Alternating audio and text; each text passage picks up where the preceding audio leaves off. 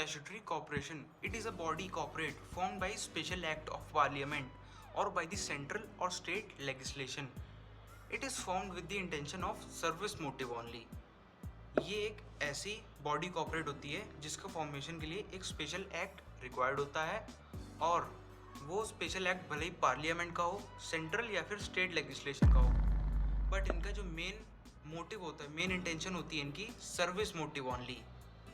And finance की बात करते हैं इनकी, it is generally financed by the central और स्टेट गवर्नमेंट और may be both. And second, यहाँ पर एक सेपरेट लीगल एंटिटी है। ये एक सेपरेट लीगल एंटिटी है, मतलब यहाँ पे डे टू डे लाइफ में गवर्नमेंट का इंटरफेरेंस नहीं रहता है। गवर्नमेंट जो कि इसकी ओनर है उसको वो सारे यहाँ पे मैनेजमेंट नहीं संभालती, यहाँ पे मैनेजमेंट संभालते हैं बोर्ड ऑफ डायरेक्टर्स। हाँ, लेकिन ये कह सकते हैं कि बोर्ड ऑफ डायरेक्टर्स जो होते हैं वो उनको अपॉइंट करती है गवर्नमेंट। इनका जो मोटिव होता है वो होता है providing better services to public and adequate profit, और वो उनको सर्विस प्रोवाइड करनी होती है चीपर रेट्स पे। अब बात करते हैं मेरिट्स एंड लिमिटेशंस की। Merits, first merit is administrative autonomy. इनका अपना कोई भी वर्किंग पैटर्न हो सकता है, ये जैसे चाहे वैसे काम कर सकते हैं। इनमें यहाँ पे गवर्नमेंट का कोई भी इंटरफेरेंस नहीं रहता कि नहीं यहाँ पे ऐसे आप नहीं काम करते, आपको ऐसे करना पड़ेगा। नहीं, इनका जैसा भी पैटर्न होता है अपना, जैसे ही काम करना चाहते हैं वैसे कर सकते हैं अपने हिसाब से। सेकेंड, क्विक डिसीजन मेकिंग, क्योंकि यहाँ पे गवर्नमेंट का इंटरफेयर नहीं रहता, इसलिए यहाँ पे बोर्ड ऑफ डायरेक्टर्स ही आपस में डिसीजन ले लेते हैं और उसको अप्लाई भी कर देते हैं। Third, service motive, society is benefited because their main motive is providing necessary services at lower prices. इनका जो मेन मोटिव होता है वो होता है कि जो भी नेसेसरी सर्विस है उनको प्रोवाइड करना लोअर प्राइसेस पे। It can recruit, promote and transfer any employ as per requirement freely.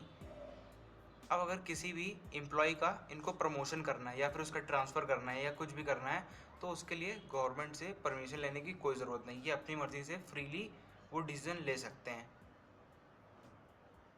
बात करते हैं लिमिटेशंस की।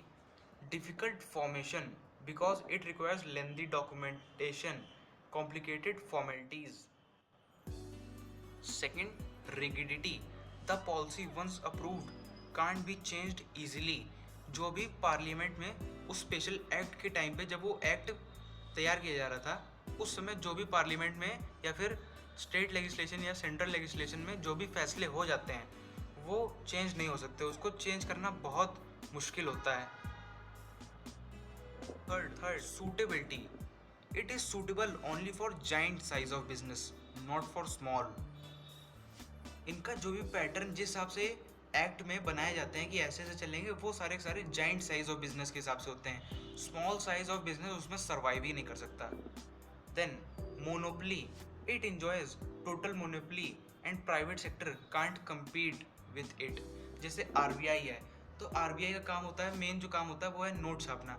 अब नोट छापना प्राइवेट वाले तो अपनी तरफ से नोट छाप नहीं सकते, इसलिए यहाँ पे प्राइवेट सेक्टर कम्पीट नहीं कर सकता इनसे, और ये टोटल मोनोपली इंजॉय करते हैं। अब एक और मेरिट और एक और लिमिटेशन की बात करते हैं। एक और मेरिट है professional management, it can hire the talented ones without political interference. And limitation है इनएफिशिएंसी, इट ऑलवेज